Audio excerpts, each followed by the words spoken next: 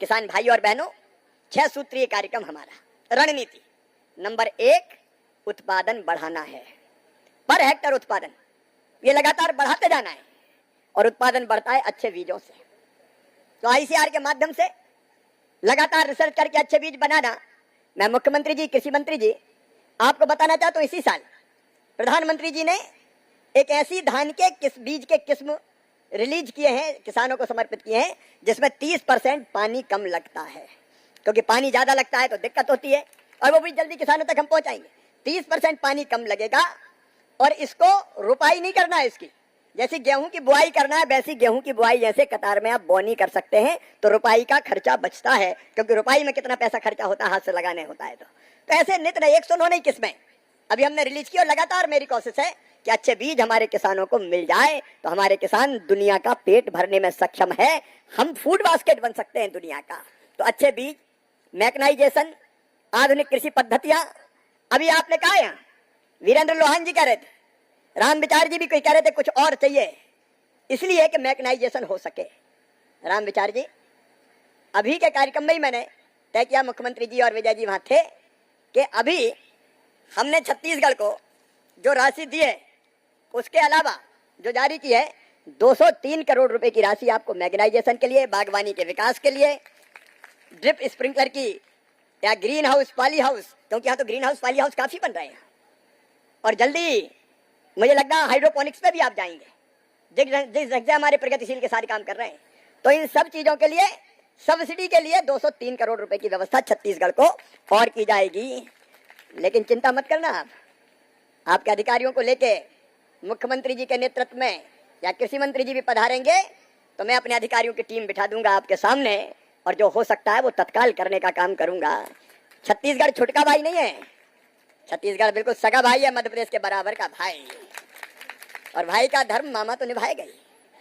तो छत्तीसगढ़ के किसानों के कल्याण में केंद्र सरकार और राज्य सरकार, मोदी जी और हमारे आदरणीय शाह जी मिलके काम करेंगे और मामा संग और लग जाएगा, तो चिंता की जरूरत नहीं है। उत्पादन की लागत घटाने की कोशिश जारी है प्रधानमंत्री जी के नेतृत्व में। उत्पादन के ठीक दाम के लिए मैं आपको बधाई देता हूं विष्णुदेव जी, आपने चमत्कार किया, 3100 रुपया कुंटल धान खरीदा है, ताली बजा के स्वागत कीजिए। ये बड़ी बात है, छोटी मोटी बात नहीं। किसान के पसीने की पूरी कीमत आप दे रहे हैं, ये अद्भुत और अभूतपूर्व है। 31 मार्च तक खरीदी जारी रहेगी, लेकिन हर फसल का ठीक दाम मिले इसके लिए प्रधानमंत्री जी खुद प्रयत्नरत है। छत्तीसगढ़ के किसान भाइयों, इस साल जितनी अरहर पैदा करेंगे, मसूर पैदा करेंगे, उड़द पैदा करेंगे, चिंता मत करना, पूरी की पूरी खरीदने की गारंटी मेरी है। एमएसपी पे पूरी खरीदेंगे, अगर नीचे दाम जाते हैं तो हम खरीदने का काम करेंगे। और एक इतना ही नहीं, तिलहन की फसल में आदरणीय कृषि मंत्री जी हमने भावांतर भुगतान योजना लागू कर दी। अगर उसके दाम गिरते हैं और राज्य सरकार सहमत है तो गिरे हुए दाम और एमएसपी के दाम, उसके बीच का अंतर हम सीधे किसान के खाते में डाल देंगे। लेकिन राज्य सरकार 50% केंद्र देगा, 50% राज्य दे, आधा हमारा आधा तुम्हारा, और किसान का पूरा फायदा हो जाएगा। तो ऐसी अनेकों चीजें, आज समय नहीं कि मैं उनके बारे में विस्तार से बताएं। फसल बीमा योजना के बारे में हमने फैसला किया है। कई बार फसल बीमा योजना में कई फसल खराब होती है तो किसान को पूरी भरपाई नहीं होती। कई बार क्रॉप कटिंग एक्सपेरिमेंट के कारण सही एक्सपेरिमेंट नहीं हो पाता। इस साल प्रधानमंत्री जी के नेतृत्व में हमने फैसला किया है कि अब क्रॉप कटिंग एक्सपेरिमेंट धीरे धीरे कम करके सैटेलाइट आधारित रिमोट सेंसिंग के माध्यम से नुकसान का आकलन करेंगे और उसे 100% साइंटिफिक तरीके से नुकसान कितना हुआ है ये हमारे पास डेटा आ जाएगा और उसके आधार पर सीधे किसानों के खाते में पैसा पहुंचा दिया जाएगा। टेक्नोलॉजी का इस्तेमाल करने के लिए हमने 850 करोड़ रुपए की अभी व्यवस्था की है और इसलिए आधुनिक कृषि की जो प्रणालियां उनको अपना रहे हैं। मैं किसान भाइयों, प्रधानमंत्री जी को इसके लिए भी बहुत धन्यवाद देता हूं। यूरिया हो या डीएपी हो, अभी डीएपी की बोरी 1350 रुपया से ज्यादा में नहीं मिले किसानों को, इसलिए 3800 करोड़ रुपए की सब्सिडी केंद्र सरकार ने दी है ताकि सस्ता खाद मिल सके। किसान क्रेडिट कार्ड से लेके बाकी जितनी व्यवस्था, इसलिए कि आपकी लागत घटे, दाम आपको ठीक मिल जाए। कृषि का विविधीकरण पे आज बोलने का समय नहीं है, फिर किसी दिन किसान सम्मेलन होगा और मुख्यमंत्री जी कृषि मंत्री बुलाएंगे तो फिर कभी किसानों के साथ मिलकर हम विस्तार से विचार विमर्श करेंगे।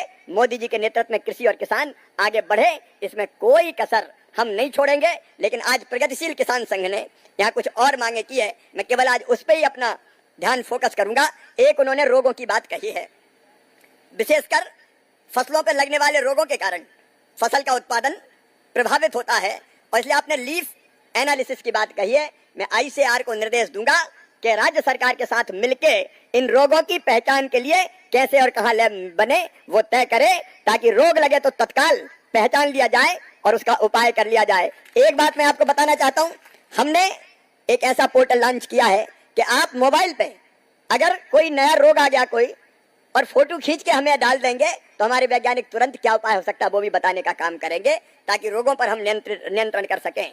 एक बात, आपने ड्रिप मल्चिंग सीट वगैरह की बात की है, तो जो राशि की मैंने घोषणा की है वो सब्सिडी के काम आएगी। 50% तक सब्सिडी किसानों को उस राशि में दी जा सकती है।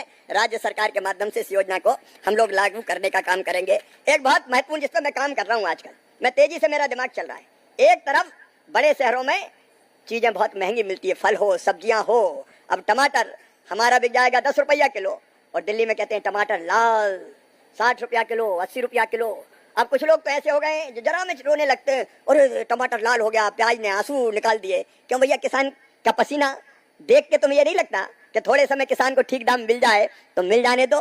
किसान भी तो आखिर इंसान है। एक तरफ बड़े शहरों में उपभोक्ता को या छोटे शहरों में भी महंगा मिलता है, लेकिन किसान का माल खेत में सस्ता बिकता है, गांव में सस्ता बिकता है। और इसलिए हम इस पर गंभीरता से विचार कर रहे हैं। उपभोक्ता और किसान के बीच जो कीमत का अंतर है वो अंतर कम किया जाए, ताकि किसान को और अच्छे दाम मिल सके। अगर मान लीजिए दिल्ली में टमाटर बिक रहा है 50 रुपया किलो, तो किसान को 10 रुपया क्यों मिले? किसान को 25-30 रुपया तो मिलना चाहिए। बीच का जो बीच में लगने वाली एजेंसी है उतना लाभ वो कमाए। ये अंतर बहुत ज्यादा है। इसको कम करने की बात। एक बात और, मैं माननीय मुख्यमंत्री जी, हमने अभी तय किया है, राज्य शासन विचार करे कि यहाँ से फल सब्जी अगर दूसरी जगह ले जाना हो तो इसलिए नहीं ले जा पाते कि ट्रांसपोर्टेशन का खर्चा बहुत लगता है, तो किसान हिम्मत हार जाता है। हमने तय किया है कि अगर नेफेड जैसी एजेंसियों के माध्यम से खरीद के अगर आप दिल्ली, बंबई, कलकत्ता, श्रीनगर इस माल को भेजेंगे तो ट्रांसपोर्टेशन का खर्चा सरकार उठाएगी। हम भंडारण की भी कोशिश कर रहे हैं। इस व्यवस्था को और पुख्ता बनाने की मैं कोशिश कर रहा हूं,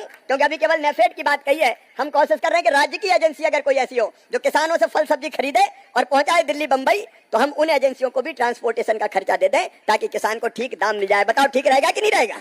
अरे बोल के बताओ ना, ठीक रहेगा कि नहीं रहेगा? तो ऐसे जो नए नए तरीके हैं भंडारण में, कई बार दिक्कत होती है अगर रखना चाहे। अभी हमने एक सुझाव दिया है माननीय वित्त मंत्री जी को कि किसान की फसल जब आती तो कई बार दाम गिर जाते हैं। अगर उसकी फसल को वो वेयर हाउस में रखे और वेयर हाउस की रसीद पुख्ता उसके पास हो, किसान क्यों जल्दी बेचता है? इसलिए कि उसको कई लोगों का पैसा देना है, खाद का देना है, बीज का देना, उधार लिया देना, बेटा की शादी, बेटी की शादी, तो रोकने की क्षमता नहीं होती। लेकिन अगर वो उसको रख दे वेयर हाउस में, तो वेयर हाउस की रसीद के आधार पर बैंक उसको तत्काल पैसा दे दे कि तेरा माल तो रखा है, वो गारंटी है तेरी, और जब ठीक दाम मिले तब वो बेच दे। लेकिन अभी जो 4% ब्याज पे जो उसको कर्जा मिलता है, अगर वो तारीख निकल जाए तो वो तुरंत बढ़ जाता है। इसलिए किसान की हिम्मत नहीं होती। हम कोशिश कर रहे हैं कि इस तारीख को बढ़ा के हम इतनी कर दें ताकि किसान 2-3 महीना अगर माल रख पाए तो अभी ब्याज ज्यादा ना लगे, 4% ही ब्याज उसको लगे। मामा के दिमाग में कई इस तरह की बातें हैं जो खेती की दृष्टि से हम उसको करने का प्रयत्न कर रहे हैं, लेकिन आज उतना बताने का समय मेरे पास नहीं है। मित्रों, प्रोसेसिंग यूनिट्स के लिए भी मैं तो प्रगतिशील किसान संघ को निवेदन करना चाहूंगा, प्रोसेसिंग यूनिट की वो कई किसान भी तैयारी करें, खुद किसान हिम्मत करे, किसान आगे बढ़ के लगाए। उस पर भी कई तरह की सब्सिडी है। आज मैं बता नहीं पा रहा हूं क्योंकि विष्णुदेव जी बैठे हैं और 5:20 हो गए। उन्होंने कहा था कि 5:30 के बाद हेलीकॉप्टर नहीं उड़ेगा। तो आज तो मैं आपका यहाँ स्वागत और अभिनंदन करने आया हूँ। किसान अगर मेहनत करे तो किसान का सम्मान होना चाहिए, और मैं देख रहा हूँ सम्मान के लिए हमारे प्रगतिशील किसान यहाँ आए हुए हैं। तो भाषण ज्यादा न देते हुए आपको ये विश्वास दिलाते हुए कि मोदी जी के नेतृत्व में खेती में दुगनी आमदनी करने में कोई कसर नहीं छोड़ेंगे। हम दिन और रात काम करेंगे। जैसा कि आप लोगों ने सुना होगा, वीडियो में देखा होगा, कृषि मंत्री शिवराज सिंह चौहान ने किसान भाइयों के लिए कई सारी योजनाओं की घोषणाएं की है और कई सारे जैसे वादे किए हैं उन्होंने। आप लोगों ने सुना होगा वीडियो में, जिससे फसल से संबंधित अब सभी फसलें MSP पर लिया जाएगा, और साथ ही साथ किसान सम्मान निधि की अगली किस्त भी बहुत जल्द आने वाली है। और उन्होंने कई सारी योजनाओं के बारे में चर्चाएं की हैं।